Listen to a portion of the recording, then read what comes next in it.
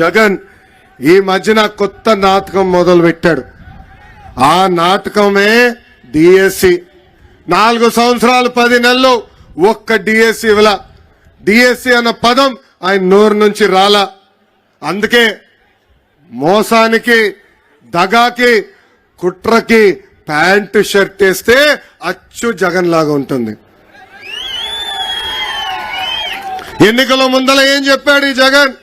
23,000 DSC పోస్టులు ఇస్తామని ఆనాడు హామీ ఇచ్చాడు. అధికారంలోకి వచ్చిన తర్వాత కేవలం 18,000 పోస్టులు ఉన్నాయన్నాడు.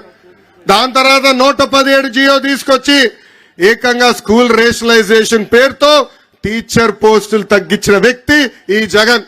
ఇప్పుడు కరెక్ట్ గా ఎన్నికలు వస్తున్నాయి. యువతలో యువగలం మొదలైంది. అందుకే ఇప్పుడు నామమాత్రంగా 6,000 పోస్టులు ఇస్తానని ముందలకెళ్తున్నాడు. ప్రజలందరూ ఆలోచించాలా.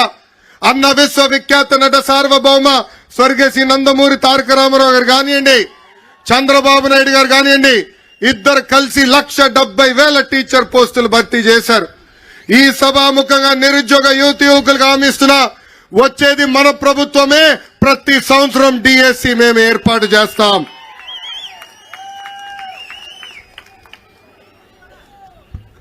ఈరోజు ఈ జగన్ ఊరూరు తిరుగుతా నేను పేదవాడిని అంటాడు.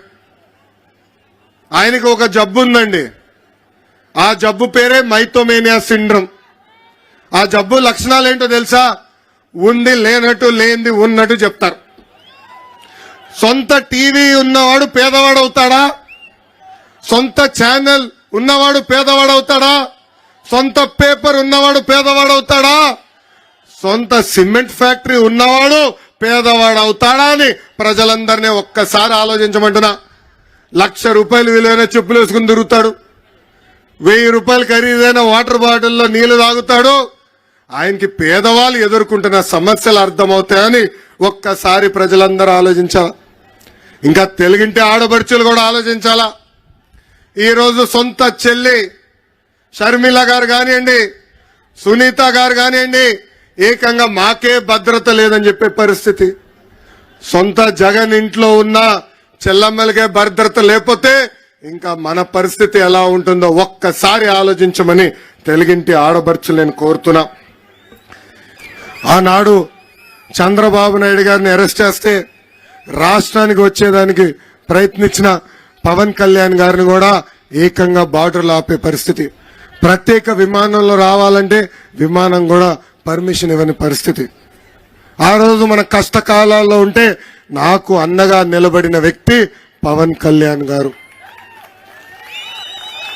ఆనాడు బాబు గారిని చూసిన వెంటనే లేదు, కలిసికట్టుగా పోరాడదాం, ఒకే ఒక లక్ష్యంతో, ఈ ప్రభుత్వాన్ని దించే లక్ష్యంతో కలిసికట్టుగా పోరాడదామని ఆనాడు ముందుకొచ్చిన వ్యక్తి పవన్ అన్న.